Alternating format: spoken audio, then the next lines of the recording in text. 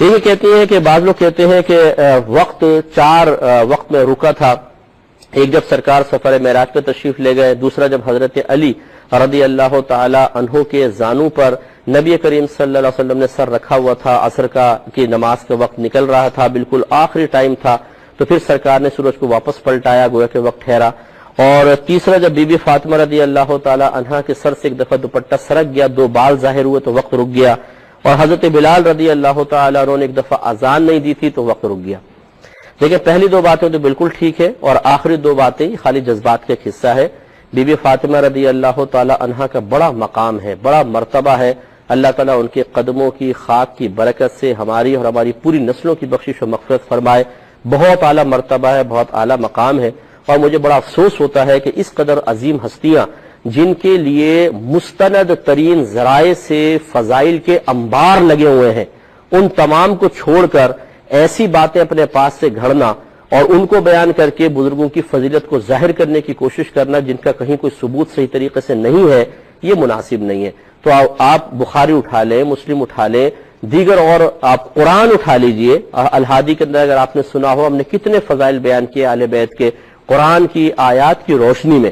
تو بہرحال یہ بی بی فاطمہ رضی اللہ تعالی عنہا کا ایسا کوئی واقعہ نہیں ہے، یہ کسی نے اپنے پاس سے محبت میں بنایا ہوگا لیکن صحیح نہیں ہے. اسی طرح یہ جو قوالیوں میں بھی بعض اوقات اس طرح کے شعر پڑھتے ہیں کہ بلال نے اذان نہیں دی تو سحری نہ ہوئی، تو یہ بھی کوئی واقعہ نہیں ہے، کہیں بھی یہ واقعہ موجود نہیں ہے. من گھڑت واقعہ ہے کہ حضرت بلال رضی اللہ تعالیٰ عنہ نے اذان نہیں دی تو جی سحری نہیں، فجر ہی نہیں ہوئی. اگر آپ میرا بخاری کا درس سن رہے ہوں، کیوں ٹی وی پر ہی آتا ہے، درس بخاری ہمارا آتا ہے، اسی میں بھی کچھ دن پہلے حدیث ذکر کی تھی کہ نبی کریم صلی اللہ علیہ وسلم غزوے سے واپس تشریف لا رہے تھے، ایک وادی میں ٹھہرے تو بلال رضی اللہ تعالیٰ عنہ کو حکم دیا کہ آپ یہاں پر یعنی پوری رات سفر کرتے رہے تھے، فجر سے تھوڑی دیر پہلے قیام فرمایا، سب ٹھہر گئے. سرکار نے فرمایا آپ ہمیں فجر میں اٹھانا.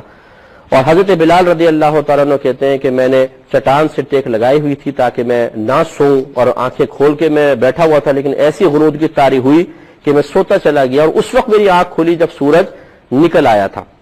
تو سرکار نے فرمایا اس وادی سے باہر نکلو. پھر باہر جا کے سب نے وضو کیے اور نبی کریم صلی اللہ علیہ وسلم نے اجتماعی طور پہ اس نماز کو قضا ادا فرمایا. اب بتائیے کہ کیسے ہو گئی، نماز ہی چلی گئی اور سورج بھی طلوع ہو گیا. تو خواہ خواہ اس قسم کے واقعات بنا کر اور اتنے معروف کر دے جاتے ہیں، یعنی مستند حدیثیں ہم بیان نہیں کریں گے، قرآن کی آیات بیان نہیں کریں گے. ایسی کوئی یہاں سے پپو پان والا بول دے گا، نتھو بھائی، پپو بھائی اور ٹیٹو اس نے بول دیا، بس وہ سن کے ہم عام کر دیتے ہیں اس کو فوراً، اور یہ چیزیں اتنی جلدی پھیل جاتی ہیں کہ اور لوگ اس کو اتنی جلدی قبول کر لیتے ہیں، حیرت ہوتی ہے. تو اس لیے بہرحال اس قسم کا کوئی واقعہ نہیں ہے.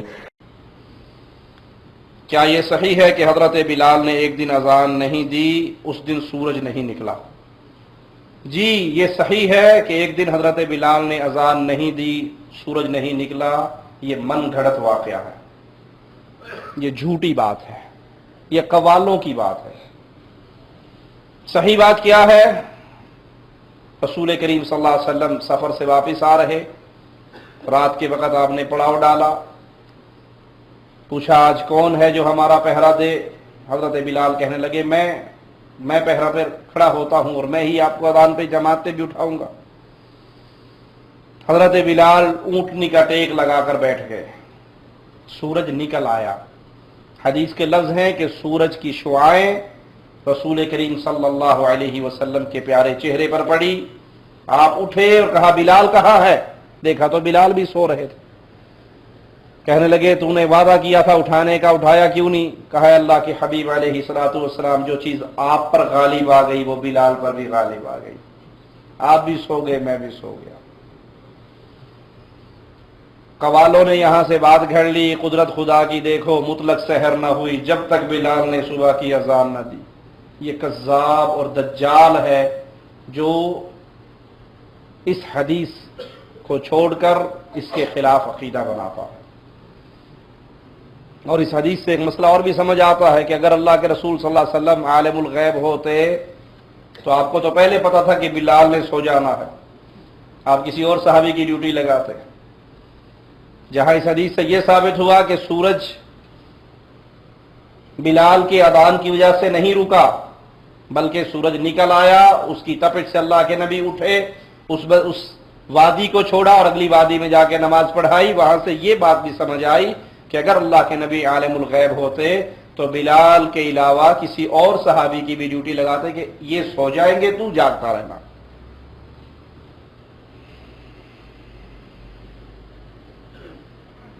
میں ایک واقعہ بڑا عام ہے جو قوالی کے ذریعے بھی عام کیا گیا کہ ایک دفعہ کچھ صحابہ نے شکایت کی سیدنا بلال کی کہ وہ اذان صحیح نہیں دیتے،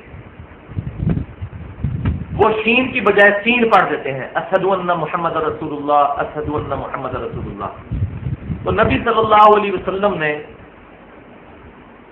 صحابہ کرام علیہ رضوان کا ریکارڈ کرتے ہوئے، مطلب یہ جو روایت بیان کی جاتی ہے کوئی نہیں ہے، لیکن چونکہ بیان ہو رہی ہے قوالیوں میں بھی اور منقبتوں میں بھی، میں اس لیے بیان کر رہا ہوں. تو نبی صلی اللہ علیہ وسلم نے کہا کہ سیدنا بلال اذان نہیں دیں گے. انہوں نے اذان نہیں دی. اذان نہیں دی تو سورج ہی طلوع نہیں ہوا جو صبح کے وقت پو پھوٹتی ہے فجر کے لیے. کیونکہ وہ تہجد، یہ بڑے ہے سمجھدار ہیں، ان کو پتہ ہے کہ وہ پوچھے کہ فجر کی اذان تو ویسے ہی پو پھوٹنے کے بعد ہوتی ہے. تو وہ اذان چونکہ سیدنا بلال تو تہجد کی اذان دیا کرتے تھے، وہ پھوٹنے سے پہلے ہوتی تھی.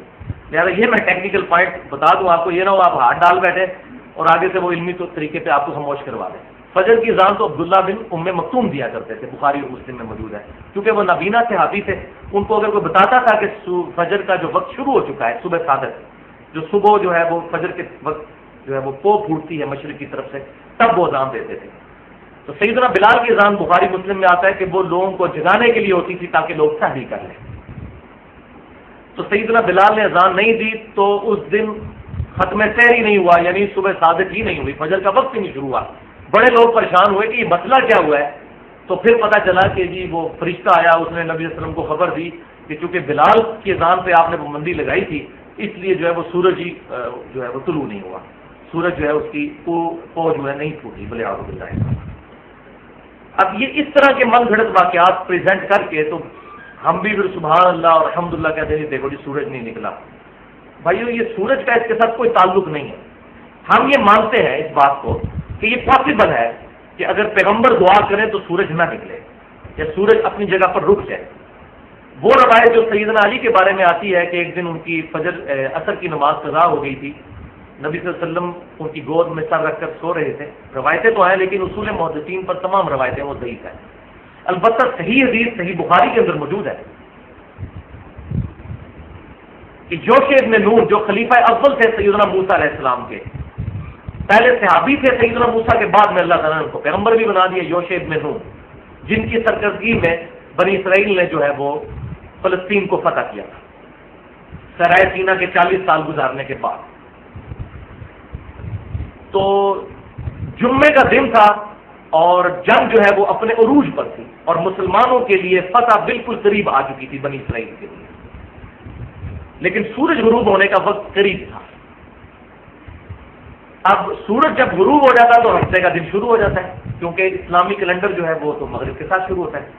اور ہفتے والے دن یہودیوں کے لیے، بنی اسرائیل کے لیے، اس وقت کے جو مسلمان تھے، یہودی اس وقت کے مسلمان تھے، اب چونکہ انہوں نے ہمارے امام کا انکار کیا ہے صلی اللہ علیہ وسلم، اس لیے وہ کافر ہوئے. ادروائز آج بھی اگر وہ آپ صلی اللہ علیہ وسلم کی تصدیق کر دیں تو ہمارے بھائی ہیں. تو اس وقت تو ظاہر ہے کہ وہ وقت کے پیغمبر کو ماننے والے تھے تو مسلمان تھے. تو یوشع ابن نون علیہ السلام چونکہ پیغمبر تھے، صحیح بخاری میں ملتا ہے انہوں نے اللہ کے حضور دعا کی کہ اے اللہ سورج کو روک دے تاکہ ہم آج کے دن فتح حاصل کر لیں، کیونکہ فتح بالکل قریب ہے.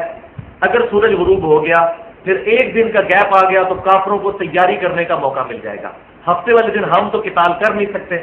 تو اللہ تعالیٰ نے ان کی دعا قبول کی اور بخاری کے الفاظ ہیں کہ سورج کو روک دیا یہاں تک کہ مسلمانوں کو فتح ہوگی.